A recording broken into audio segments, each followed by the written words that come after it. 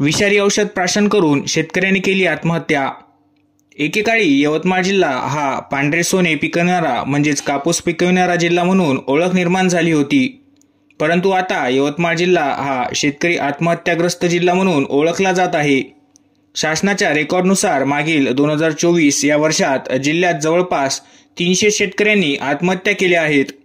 संपूर्ण राज्यात यवतमाळ जिल्ह्यात सर्वात मोठ्या प्रमाणावर शेतकरी आत्महत्या होत आहेत। सततची नापिकी, शेतमालाला योग्य भाव नाही, तसेच बँकेचे कर्ज हे आव्हान शेतकऱ्यांसमोर उभे आहेत।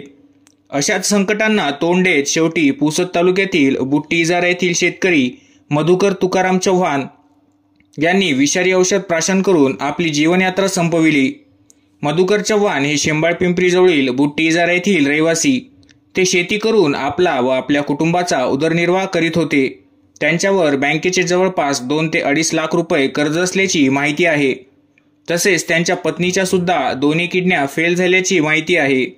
सततची नापिकी आणि पीक आले तरी त्याला योग्य हमीभाव नाही, लागवडीकरिता लागणारा खर्च सुद्धा निघत नाही। बँकेचे कर्ज, पत्नीचा दवाखान्याचा खर्च, कुटुंबाचा उदरनिर्वाह या सर्वांना तोंड देत शेवटी कंटाळून सदर शेतकऱ्याने काल दिनांक 15 मार्च 2025 रोजी सकाळी विषारी औषध प्राशन केले।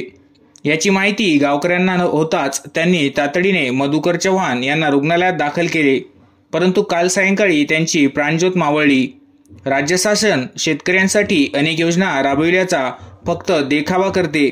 सदर योजना फक्त कागदोपत्रीच आहे, याचा फायदा कोणत्याही शेतकऱ्यांना होताना दिसत नाही।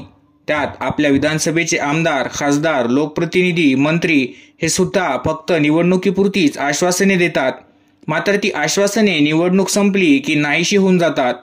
या गरीब कुटुंबातील शेतकऱ्यांकडे बघणार कोण? शेतकरी आत्महत्या थांबविण्यासाठी सर्व प्रशासन फेल झाले आहे।